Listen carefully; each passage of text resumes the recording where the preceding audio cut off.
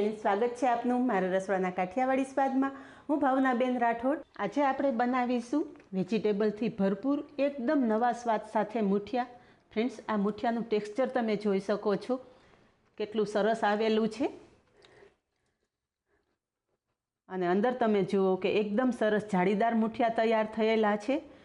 અને સ્વાદ તો એવો કે એક વખત બનાવી લીધું તો સ્વાદ તમારી દાઢે રહી જશે।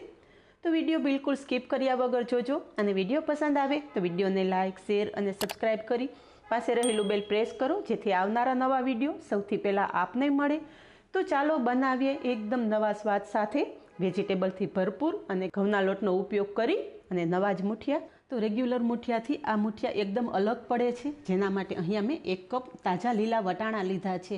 બને ત્યાં સુધી તાજા વટાણાનો જ ઉપયોગ કરવાનો, પણ જો તમારી પાસે તાજા વટાણા ન હોય તો ફ્રોઝન વટાણાનો ઉપયોગ પણ કરી શકો છો। સાથે 1 કપ મેં સ્વીટકોર્ન લીધેલા છે। સ્વીટકોર્ન પણ કાચા જ લીધા છે, બાફેલા નથી, એટલે આ રીતે સ્વીટકોર્ન લેવાના। અડધા ગાજરને છીણ કરીને લીધેલું છે। સાથે મેં પોણો કપ જેટલો ઘઉંનો લોટ લીધો છે અને અડધો કપ જેટલો ચણાનો લોટ લીધો છે। સાથે ફ્રેશ કોથમરી લીધી છે, 1.5 ચમચી જેટલા સફેદ તલ અને 1.5 ચમચી જેટલી વરિયાળી લીધેલી છે અને સાથે મેં 1 ટુકડો આદુનો ક્રશ કરીને લીધેલો અને 2 લીલા મરચાં આ રીતે સમારીને લીધા છે। તો સ્વીટકોર્ન અને વટાણા આપણે ચોપરમાં ચોપ કરશું। જો તમે આ રીતે ચોપરનો ઉપયોગ ના કરવાના હોય તો તમે મિક્સરમાં પલ્સ મોડ પર ક્રશ કરી શકો છો।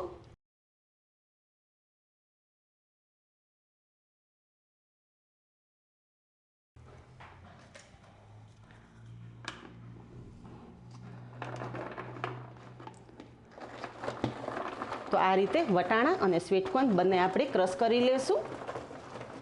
તો અહીંયા તમે જુઓ કે આપણા સ્વીટકોર્ન અને વટાણા ક્રશ થઈ ગયા છે, પણ આ રીતના અધકચરા ક્રશ કરેલા છે। વટાણા અને સ્વીટકોર્નની આપણે બારીક પેસ્ટ નથી કરવાની, બને ત્યાં સુધી આ રીતે અધકચરા રાખવાના। તો તૈયાર થયેલા આપણા ક્રશ વટાણા અને સ્વીટકોર્ન એક બાઉલમાં લઈ લેશું। સાથે જ છીણીને રાખેલું ગાજર છે એ પણ ઉમેરી દેશું। હવે મસાલા કરી લેશું। તો મસાલામાં જે આપણે વરિયાળી લીધેલી છે વરિયાળી ઉમેરશું, સાથે તલ ઉમેરી દેશું, આદુ મરચાં પણ ઉમેરી દેશું। હવે જે રેગ્યુલર મસાલા ઉમેરવાના છે એ પણ ઉમેરી દેશું। અડધી ચમચી હળદર પાવડર, 1 ચમચી લાલ મરચું પાવડર। જો તમે ઘરમાં બાળકો માટે બનાવતા હોય તો લાલ મરચું અને લીલું મરચું તમારા સ્વાદ મુજબ એડજસ્ટ કરી લેવાનું। 1 ચમચી ધાણા જીરું પાવડર, સ્વાદ પ્રમાણે મીઠું, અડધી ચમચી જેટલો ચાટ મસાલો। ચાટ મસાલાનો સ્વાદ પણ આમાં બહુ જ સરસ આવે છે। અને પોણી ચમચી જેટલો આમચૂર પાવડર ઉમેરશું। જો આમચૂર પાવડર ના હોય તો એની જગ્યાએ તમે લીંબુનો રસ ઉમેરી શકો છો। હવે ફ્રેશ ધાણા પણ ઉમેરી દેશું। બધું જ એક વખત સારી રીતે મિક્સ કરી લેશું। તો ઘણી વખત ઘરમાં નાના બાળકો વેજીટેબલ ખાવું અવોઇડ કરતા હોય છે, પણ જો તમે આ રીતે વેજીટેબલ મુઠિયા બનાવશો તો ઘરમાં બધાને ખૂબ જ પસંદ આવશે અને આ મુઠિયા તમે બાળકોને લંચ બોક્સ કે ટિફિનમાં પણ આપી શકો છો। હવે અહીંયા બધો જ મસાલો આપણે મિક્સ કરી લીધો છે। હવે આપણે ઘઉંનો લોટ લીધેલો છે એ ઘઉંનો લોટ ઉમેરશું। લોટનું પ્રમાણ આપણે ખાલી આ વેજીટેબલમાં બાઇન્ડિંગ આવે એટલું જ રાખવાનું છે અને સાથે ચણાનો લોટ પણ ઉમેરી દઈશું। જરૂર પડશે તો થોડો વધારે લોટ ઉમેરશું, પણ આમાં પાણીનો બિલકુલ ઉપયોગ નથી કરવાનો। હવે હાથેથી બધું જ સારી રીતે મિક્સ કરી લેશું। હવે અહીંયા જુઓ કે કોઈ પણ જાતના પાણીના ઉપયોગ વગર આપણો લોટ એકદમ સરસ બંધાઈ ગયો છે। હાથેથી આ રીતના એક વખત બાઇન્ડ કરી લેવાનું। આ રીતના બાઇન્ડ થતું હોય તો આપણે વધારે લોટ ઉમેરવાની જરૂર નથી, પણ જો આ રીતે તમારું મિશ્રણ બાઇન્ડ ના થતું હોય તો 2 થી 3 ચમચી જેટલો ચણાનો લોટ કે ઘઉંનો લોટ મિક્સ કરી અને પછી તમારે આ રીતે લોટ બાંધી લેવાનો। અને જો કદાચ તમારું મિશ્રણ તમને વધારે ડ્રાય લાગતું હોય તો 1 થી 2 ચમચી જેટલું પાણી ઉમેરી અને તમે મિશ્રણ સેટ કરી શકો છો, પણ બને ત્યાં સુધી આ રીતનું મિશ્રણ રાખવાનું। હવે હાથ તેલવાળો કરી અને આપણે મુઠિયાનો શેપ આપી દઈશું। તમે ઈચ્છો તો નાની ટીકી બનાવી શકો છો, પણ હું અત્યારે આ રીતે મુઠિયા બનાવું છું। આ રીતે મુઠિયા બનાવી અને એક પ્લેટમાં મૂકતા જશું।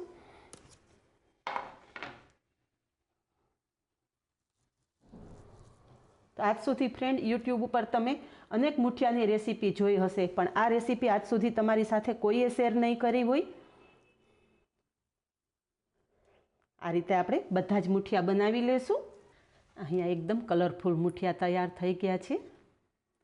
આગળની પ્રોસેસ ગેસ પર કરશું. તો હવે તૈયાર કરેલા મુઠિયા તળી લેશું. અહીંયા ગેસ પર તેલ ગરમ કરવા મૂકી દીધું છે અને તેલ એકદમ સારી રીતે ગરમ થઈ ગયું છે. તો એક એક કરીને મુઠિયા તેલમાં ઉમેરી દઈશું. એક વખત તેલ એકદમ સરસ ગરમ થઈ જાય પછી ગેસની ફ્લેમ થોડી ધીમી કરી દેવાની.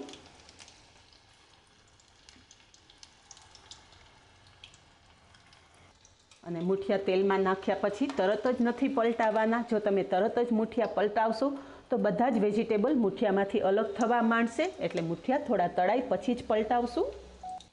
હવે અહીંયા મુઠિયા થોડા તળાઈ ગયા છે તો હળવા હાથે પલટાવશું. અને તમે જુઓ કે મુઠિયાના મિશ્રણમાં લોટ પરફેક્ટ બાઇન્ડિંગ સાથે આપણે ઉમેરેલો છે. એટલે મુઠિયામાંથી એક પણ વેજીટેબલનો પાર્ટ અલગ નથી પડતો. અહીંયા મુઠિયા એકદમ સરસ તળાઈ ગયા છે અને મુઠિયાનો સરસ ગોલ્ડન કલર આવી ગયો છે. આ રીતે મુઠિયા તળાઈ જાય એટલે તેલમાંથી બહાર કાઢી લેશું.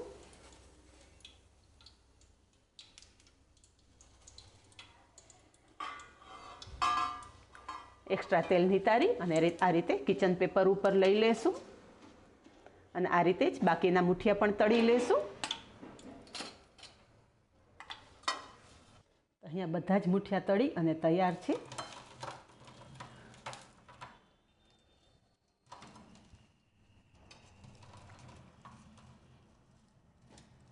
સાથે આપણે કેચઅપ સર્વ કરશું. આ મુઠિયા તમે કોઈ પણ જાતની ચટણી કે કેચઅપ વિના ખાશો ને તો પણ એકદમ સ્વાદિષ્ટ લાગશે. તૈયાર છે એકદમ નવા મસાલા સાથે વેજીટેબલથી ભરપૂર નવા જ મુઠિયા. આ જ રીતે બનાવો અને કમેન્ટમાં જણાવો કે બધી જ ટિપ્સ સાથે બનેલા એકદમ નવા મુઠિયાની રેસીપી કેવી લાગી. આજે બસ આટલું જ. મળીએ નેક્સ્ટ વિડીયોમાં. ત્યાં સુધી બાય. Thank you.